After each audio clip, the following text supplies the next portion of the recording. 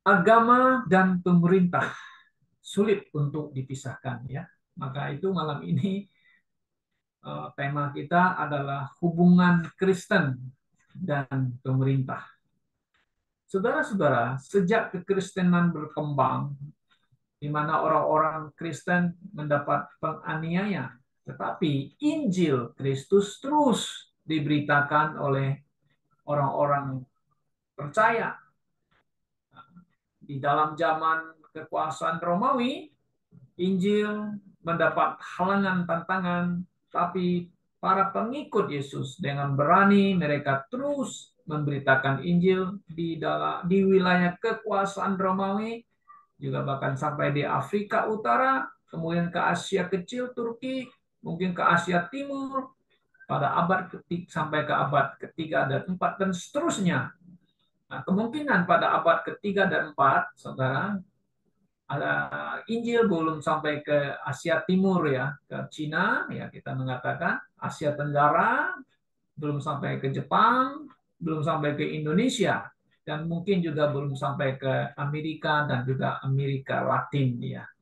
Nah, sejak pada abad hampir masuk ke abad yang keempat ya, Kaisar Konstantin yang sangat terkenal itu yang katanya dalam sejarah menjadi Kristen ya, Kaisar Kristen begitu. Ia coba simpati kepada orang Kristen, tidak boleh dianiaya karena dia ada penganut Kristen. Lalu dia mencoba untuk mengumpulkan orang Kristen di dalam kekuasaannya supaya mereka menggabungkan diri dalam satu wadah yang disebut dengan satu gereja. Nah, dari ide inilah kemudian kita lihat muncul ya saudara, makanya itu disebut gereja universal atau yang sekarang kita kenal dengan Roman Catholic. Nah, dari sejak itu kita lihat perkawinan antara agama dan pemerintahan terjadi. Ya, nah dia kepala kaisar atau dia jadi kaisar, dia juga kepala agama dan juga tentu ada yang mengurus gereja kayak yang dikenal dengan paus kemudian ya, yang memimpin ritual atau juga spiritual ya di dalam dalam tata ibadah gereja begitu. Jadi kita lihat bahwa agama dan pemerintahan sudah bergabung menjadi satu. Jadi sulit untuk dipisahkan, saudara. Nah, dalam konsep Roman Catholic kita lihat bahwa ya, mereka coba untuk mengembangkan ya kekuasaan itu artinya memperluaskan kekristenan ke seluruh dunia. Maka yang terjadi kita lihat di Eropa dan Eropa Timur, negara-negara yang ada kemudian menjadi ya kita katakan menjadi negara-negara Kristen ya kan setelah Romawi hancur gitu kan menjadi negara-negara terpecah ya maka negara-negara yang di Eropa ya kita lihat bahwa ya, mereka juga menggabungkan antara agama dan pemerintah. Nah, terbentuklah adanya kerajaan-kerajaan ya di mana saudara-saudara kerajaan-kerajaan yang ada di Eropa juga harus tunduk kepada Roman Catholic, Paus sebagai pemimpin spiritual yang paling tinggi. Maka itu raja-raja yang di Eropa juga takut juga ya. Sampai-sampai mereka itu mencium kakinya Paus, saudara-saudara. Nah, dalam kerajaan, sistem kerajaan yang ada di Eropa, saudara-saudara, kita lihat bahwa yang sangat berperan penting ya dalam spiritual yang tertinggi itu Paus ya, luar biasa dia powerful saudara ya. Orang-orang yang tidak sepaham sama dia, yang tidak sesuai ajaran daripada Roman Katolik itu bisa dianiaya bahkan dibunuh. Kan begitu. Bahkan William Tyndale aja mau terjemahan kitab suci aja dari bahasa asli ke bahasa Inggrisnya, kemudian dia harus dibakar ya. Dan juga orang-orang yang lain juga yang mencoba untuk menerjemahkan Alkitab juga dianiaya kan begitu saudara. Coba begitu powerful sekali ya paus itu ya. Bahkan raja-raja pun tak berdaya begini. Nah, saudara yang saya kasih dalam Tuhan Yesus. Nah, Paulus di sini ya di dalam Roma pasal 13 ya. Dia dengan jelas mengatakan kepada kita sebagai orang Kristen ya, orang percaya, mengatakan tiap-tiap orang harus takluk kepada pemerintah yang di atasnya Sebab tidak ada pemerintah yang tidak berasal dari Allah. Dan pemerintah-pemerintah yang ada ditetapkan oleh Allah. Nah, kalau misalnya pemerintahannya bengis, gimana? Kita harus taat gitu ya. Ya, mau tak mau kita harus mentaati juga, walaupun dia begitu bengis ya.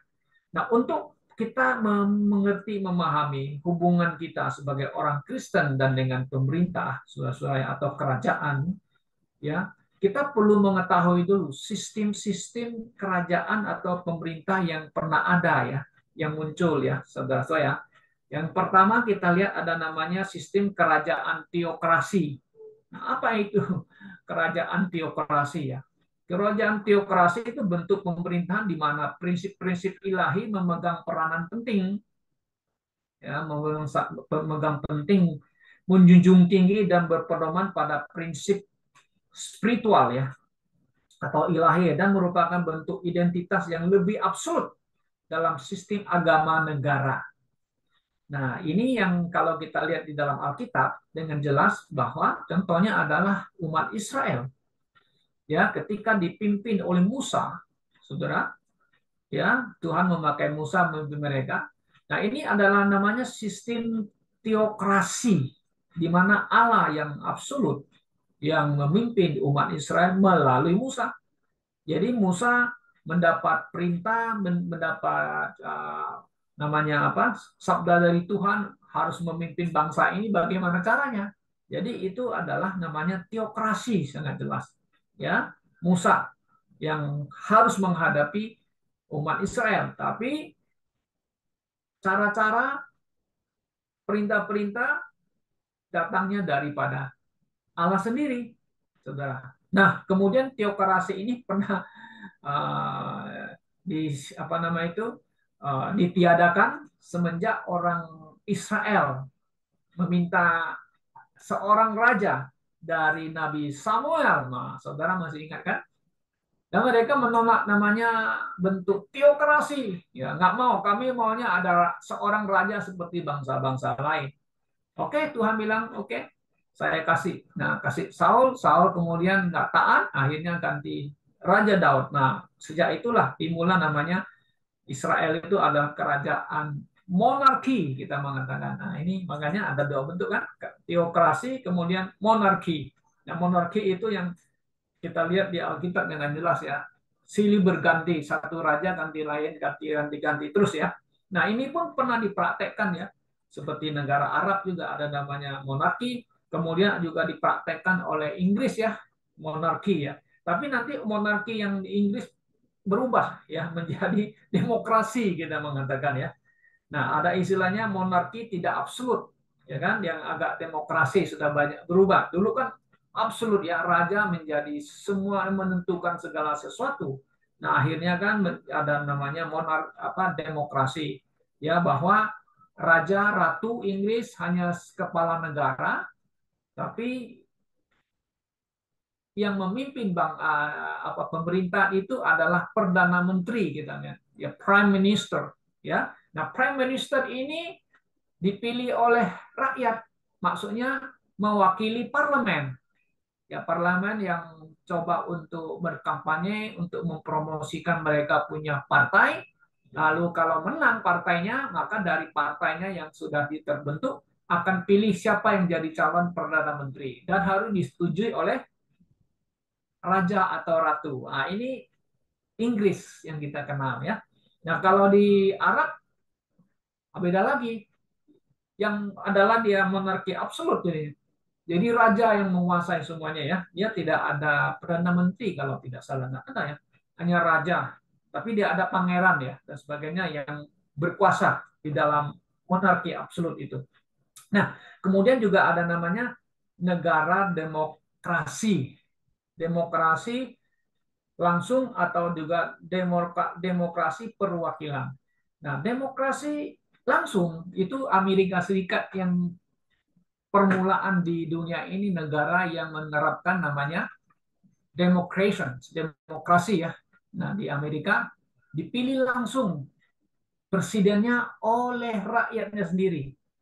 Nah, Amerika terkenal dengan hanya dua partai aja kan, Republik dan Demokrat. Nah, mereka dua partai. Jadi rakyat yang menentukan siapa yang menjadi pemimpin tertinggi atau presidennya, rakyat yang memilih. Nah, ini demokrasi, sistem demokrasi ini langsung disebarkan ke seluruhnya oleh Amerika. Dia ingin supaya semua negara dimanapun ya harus menganut sistemnya demokrasi, tidak boleh komunis, nah, tidak boleh otoriter dan sebagainya. Itu banyak ditentang oleh negara-negara lain juga. Nah, tapi kalau kita lihat juga ada demokrasi uh, yang langsung yang pernah juga Indonesia sekarang adalah negara demokrasi langsung semenjak Ibu Megawati ya menetapkan undang-undang bahwa presiden harus dipilih langsung oleh rakyat. Tadinya kan tidak dipilih langsung. Memang kita ada pemilu. Pemilu kan memilih parlemen. Nah, setelah partai-partainya menang, jadi di parlemen nanti akan menentukan ketua partainya yang jadi presiden. Seperti dulu PDIP kan menang Megawati ya. Tapi dia nggak bisa jadi presiden kan. Akhirnya Gus Dur yang jadi presiden dipilih oleh parlemen. Wah, marah besar itu PDIP ya. Nah, kemudian Megawati buat undang-undang. Nanti pemilu harus pilih langsung. Maka pilih langsung itu istilahnya demokrasi langsung. Dan juga ada demokrasi yang mewakili gitu. Itu modelnya kayak Singapura. Lee Kuan Yew tidak dipilih langsung oleh rakyatnya, tapi dia punya partai ya, partai sendiri. Amerika pemilu, kalau partainya menang, jadi partainya Lee Hsien Loong ya, itu akan menentukan, oh oke, Lee Hsien Loong akan jadi perdana menteri. Nah ini bukan demokrasi langsung, tapi demokrasi perwakilan, di mana perdana menterinya dipilih oleh parlemen. Ya ini Indonesia dulu pernah pakai itu ya, parlemen memilih. Nah, saudara, setelah itu yang kita tahu ya, sistem bentuk kerajaan pemerintah yang ada di bumi ini. Nah, jadi Paulus dan Yesus dan para rasul pada zaman itu, mereka berada di dalam kekuasaan pemerintahan kekaisaran. Jadi kaisar yang menguasai, mengabsolut namanya ya. Nah, memang kekaisaran Romawi itu kan banyak wilayahnya. Di setiap negara ada provinsi-provinsi, ada raja-raja. Nah, seperti Raja Herodes ada di Palestina, ada bangsa, ada negara provinsi lain juga ada raja-raja. Tapi yang paling tinggi itu adalah kaisar, ya, di atas raja-raja. Nah, jadi Paulus dan para rasul mereka memang hidup dalam kekaisaran Romawi, tapi mereka juga tunduk ya, mentaati ya sistem bentuk pemerintahan yang ada, itu saudara-saudara. Nah, kita kembali ke teks yang kita baca tadi.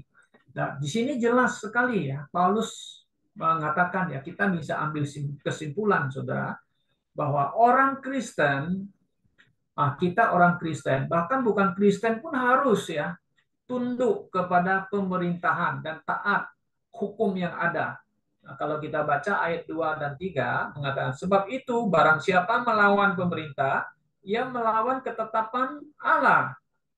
Siapa yang melakukannya akan mendatangkan hukuman atas dirinya. Oke, ya, kalau kamu melawan hukumnya ya kamu akan kena hukum juga begitu kan? Jadi kita sebagai orang Kristen, nah ini kita posisi kita. Orang Kristen kita harus tunduk, betul, tunduk dan taat kepada pemerintahan yang ada. Karena pemerintah itu adalah ketetapan yang sudah ditetapkan oleh Allah dan dia juga adalah seorang hamba Allah. Ya, hamba Allah. Maksudnya hamba Allah yang melakukan apa? Yang melaksanakan hukuman murka Tuhan kepada orang yang jahat di atas bumi ini. Jadi menghukum orang jahat melalui dari pemerintahan yang ditetapkan Allah. Maka itulah sekarang kita lihat banyak hukum-hukum yang dibuat oleh manusia ya, saudara-saudara. Ya, seperti dulu hukum boleh menghukum orang, maksudnya capital punishment, menghukum gantung, menghukum orang mati. Ya, kalau menurut Alkitab sebenarnya orang yang sudah bersalah melanggar hukum yang berat, saudara, itu ada hukumannya punishment, namanya capital punishment. Kalau di Old Testament, ya orang yang melanggar hukum berat, oh itu tuh harus dihukum berat ya, artinya punishment, artinya bisa hukum mati ya, hukum mati sesuai dengan apa yang ada di PL ya, saudara. Nah, itu sudah banyak berubah sekarang ya, karena atas kemanusiaan orang tidak boleh dihukum mati, makanya semakin hari manusia bertambah jahat kan ya. Kalau hukum mati itu sesuai dengan keadilan hukum yang ada itu tidak ada masalah. Ya sebenarnya kalau menurut Alkitab begitu. Nah, kemudian kita lihat saudara-saudara bahwa dalam pemerintahan yang berjalan, seharusnya mereka adalah orang-orang pelayan ya. Kan di sini jelas sekali kan, mereka adalah pelayan Tuhan. Kalau saudara lihat ya, kita taat hukum, kita juga bayar pajak kan sebagainya kan, ya kita bayar cukai dan sebagainya. Nah, ini kan satu hal yang bagus untuk pemerintahan. Tapi kadang-kadang ada pemerintah oknum, kita mengatakan oknum itu yang jahat ya, korupsi dan sebagainya ya, tidak menjalankan tugas dengan baik sebagai seorang hamba Allah dan juga pelayan-pelayan Allah. Di sini ayat 6 mengatakan, itulah juga sebabnya maka kamu membayar pajak. Ya, kita baca bayar cukai karena mereka yang mengurus hal ini adalah pelayan-pelayanan Allah. Nah, seharusnya mereka itu pelayanan Allah, melayani masyarakat. Tapi nyatanya, saudara, itu kan hanya teori ya saya kan sebenarnya kan. Kalau kita lihat pemerintahan yang tidak baik, korup dan sebagainya ya, ya korupsi dan sebagainya ya. Ya makanya ada juga orang Kristen yang ditangkap korupsi ya, sangat memalukan sebenarnya orang-orang Kristen ya. Jadi pejabat mencari keuntungan bagi dirinya dan sebagainya, itu pejabat orang Kristen yang tidak ada namanya istilahnya kesaksian ya. Ya kita tahu lah di Indonesia kan banyak pejabat-pejabat tinggi dia, mereka kaya raya. Kadang-kadang kita pikir you bisa kaya raya di mana kalau you tidak memakai jabatan Anda, mencari keuntungan untuk keluarga, untuk anakmu dan sebagainya. Nah, ini sebenarnya bagi kita kalau dalam sudut pandang Alkitab itu ya not very good lah, kesaksian gitu. Kalau you mau cari untung ya kerja dan sebagainya kan, berusaha itu no problem. Boleh jadi pejabat itu juga boleh, nggak masalah. Tapi harus jujur kan mengatakan gitu ya.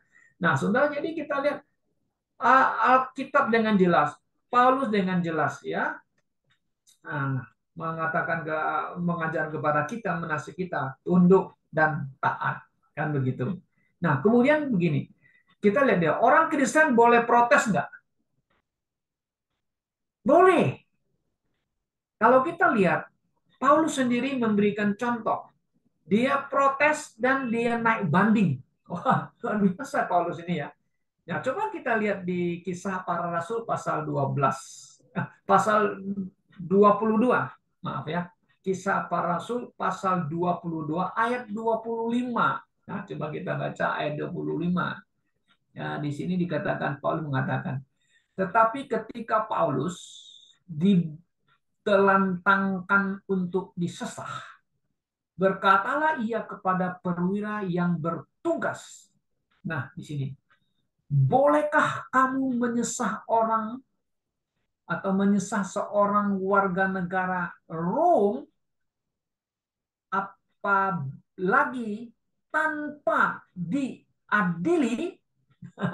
Dia protes, saya ini warga Roma, tanpa diadili kamu boleh cambuk saya, boleh menganiaya saya. Oh, Paulus tahu hukum dengan baik. Akhirnya petugas itu juga kaget dengan, saudara bisa baca ayat 26 kan? Ayat 26, mendengar perkataan itu, perwira itu melaporkannya kepada kepala pasukan. Katanya, apakah yang hendak engkau perbuat? Orang ini warga negara Rom. Memang Paulus mendapat warga negara Rom itu dengan bayar mahal ya sekali ya. Sekali mereka tahu dia warga Rom, mereka baru kaget. Wah, ini orang Rom jangan main-main nih. Kalau kita hukum dia tanpa dengan diadili dengan baik, bah kita celaka kan begitu. Nah, jadi artinya begini, saudara. Sebagai orang Kristen, kita boleh protes kepada pemerintahan yang korup. Protes. Ya, kita bisa juga mengajukan kalau kita diperlakukan tidak adil di pengadilan, kita masih bisa banding. Paulus banding, dia mengajukan banding karena dia tidak puas dengan pengadilan ini nggak benar. Dia banding naik sampai ke Kaisar katanya. Nah, itu di Kisah Para Rasul pasal 25. Saudara bisa baca di sana pasal 25 ayat 11. Kisah Para Rasul pasal 25 ayat 11. Nah, Paulus mengatakan apa? Jadi, jika aku benar-benar bersalah, nah benar-benar bersalah ya, dan berbuat sesuatu kejahatan yang setimpal dengan hukuman mati. Nah, ini ada hukuman mati. Paulus juga tahu itu boleh hukuman mati itu kalau memang setimpal kan. Aku rela mati katanya. Tetapi jika apa yang mereka tuduhkan itu terhadap aku ternyata tidak benar, tidak ada seorang pun yang berhak menyerahkan aku sebagai suatu anugerah kepada mereka atau memberi kepada mereka ya. Aku naik banding kepada Kaisar. Nah, ini jelas ya. Jadi sini yang memberikan kepada kita suatu teladan ya. Orang Kristen boleh protes, tapi tidak boleh berontak. Nah, bedanya. Nah, berontaknya gimana? Ya, melawan pemerintahan. Tidak boleh, saudara-saudara. Nah, ini di dalam kekristenan itu ada namanya istilah teologi liberations. Liberation artinya teologi pembebasan. Misalnya di Indonesia Timur, karena mayoritasnya Kristen, lalu mereka berontak mau lepaskan diri dari NKRI. Wah, itu nggak boleh, saudara. Itu namanya pemberontak, nggak boleh. Tapi kita boleh protes. Kenapa kami di daerah sini tidak di care, tidak ada bantuan dari pusat? Nah, kita boleh protes, oke? Ya, akhirnya presiden yang baik, ya oke, ya membantu negara apa daerah yang minim, ya bantu untuk pembangunan, oke? Nah, itu presiden yang mempedulikan rakyatnya. Itulah pelayan seharusnya ya. Dialah pelayan Allah. Oke. Nah, kemudian kita sebagai orang Kristen terhadap pemerintahan yang ada, lalu bagaimana sikap kita? Nah, sikap kita orang Kristen harus berdoa untuk raja-raja. Nah, untuk presiden, untuk pemimpin, ya kan, yang memegang kekuasaan. Nah, ini adalah nasihat Rasul Paulus loh kepada orang Kristen. Ya, supaya kita sebagai orang Kristen secara pribadi maupun secara lokal, gereja lokal, ya kita juga boleh mendoakan pemerintahan kita, terutama pemimpin kita. Itu di 2 Timotius pasal 2 ayat 1. Saudara bisa baca di sana. Ya, 2 Timotius pasal 2 ayat 1. 2 Timotius pasal 2 ayat 1 ya. Nah, mari kita lihat. 2 Timotius pasal 2 ayat 1. Saya baca. Sebab 2 Timotius atau 1 Timotius ya. Saya lihat dulu. 2 Timotius pasal 2, 1 Timotius ya pasal 2 ya. Coba. Saya salah catat ya. Oke, 1 Timotius ya, pasal 2 ayat 1. Pertama-tama aku menasihatkan, naikkanlah permohonan, doa, syafaat, dan ucapan syukur untuk semua orang, untuk raja-raja, untuk semua pembesar, agar kita dapat hidup tenang dan tentram dalam segala kesalehan dan kehormatan. Nah, ini ayat ini 1 Timotius ya pasal 2 ya. Ya, ini nasib Paulus buat kita. Inilah sikap kita sudah sebagai orang Kristen, hubungan kita orang Kristen dengan pemerintahan. Nah, sekarang pertanyaannya, boleh nggak orang Kristen jadi pegawai negeri? Oh, boleh. Tidak ada masalah, saudara-saudara ya. Ya, jangan seperti ada juga kelompok orang, oh kita jangan jadi apa nama itu pelayan apa nama itu jadi PNS, nah, pegawai negeri. Wah, kita ikut-ikut terlibat di dalam kejahatan. Ya, memang ada oknum yang main juga, tapi kita boleh jadi pegawai negeri ya, jadi pegawai negeri yang baik. Nah, jadi pelayan-pelayan Allah. Jadi kalau saudara menjadi pegawai negeri orang Kristen, jadilah pelayan-pelayan Allah di sana. Saudara boleh menjadi saksi Kristus di antara orang-orang yang hatinya jahat, hatinya busuk. Anda harus menjadi terang bagi mereka di mana Anda berada. Nah, inilah saudara-saudara hubungan kita sebagai orang Kristen dengan pemerintahan yang ada. Kalau begitu Pak, bagaimana hubungan kita dengan yang otoriter, komunis, yang sifatnya sangat melawan orang Kristen, seperti Korea Utara? Memang di Korea Utara, saudara, you jadi Kristen, you habis, you ditangkap seumur hidup, bekerja sampai mati. Itu yang terjadi di North Korea. Ya, apakah dia hamba Allah? Ya, secara Alkitab mengatakan ya, ditetapkan pemerintahan yang ada. Sekalipun dijahat. Kalau dia tidak menegakkan keadilan seadil-adilnya bagi manusia, saudara, satu hari dia harus bertanggung jawab di hadapan Allah. Dan Allah akan menghukum setiap pemimpin-pemimpin yang jahat, apalagi mereka yang tidak percaya kepada Tuhan, tidak percaya kepada Kristus. Oh, mereka akan dihukum. Nah, sekalipun saudara-saudara, mereka orang-orang yang hebat, yang menjalankan pemerintahan dengan baik, ya seperti Lee Kuan Yew di Singapura ya saudara saya, semua diperlakukan dengan sama. Orang Kristen boleh sana, ada agama lain di sana hidup aman, makanya banyak orang suka kan pergi ke Singapura. Semuanya setara, adil di mata hukum. Oh bagus kan? Pemimpin demikian banyak, makanya banyak orang Kristen juga memuji-muji Lee Kuan Yew. Pulau kecil, negara kecil, tidak ada sumber alam, tapi menjadi negara yang kaya. Oh pemimpin yang bagus. Nah kalau begitu dia pemimpin bagus, berarti dia bisa masuk surga. Oh tidak, saudara ya, dia sudah mendapat kemuliaan dunia, Lee Kuan Yew. Hanya dia sayang, dia tidak percaya kepada Tuhan Yesus karena dia menganut namanya free thinker. Apa saja boleh percaya. Yang penting berbuat baik, menjadi pejabat baik, menjadi pejabat yang tidak korup. Nah, dia menjadi pelayan Allah betul. Tapi bukan dia menjadi pelayan Allah yang sesuai dengan Alkitab lalu dia dibenarkan, tidak. Kalau dia tidak percaya kepada Tuhan Yesus, sangat disayangkan ya saudara ya. Nah, jadi saudara, kita sebagai orang Kristen, marilah kita menjadi warga yang baik. Taat kepada pemerintah, dan juga berdoa untuk pemerintah kita. Kiranya Tuhan memberkati kita semuanya. Mari kita berdoa.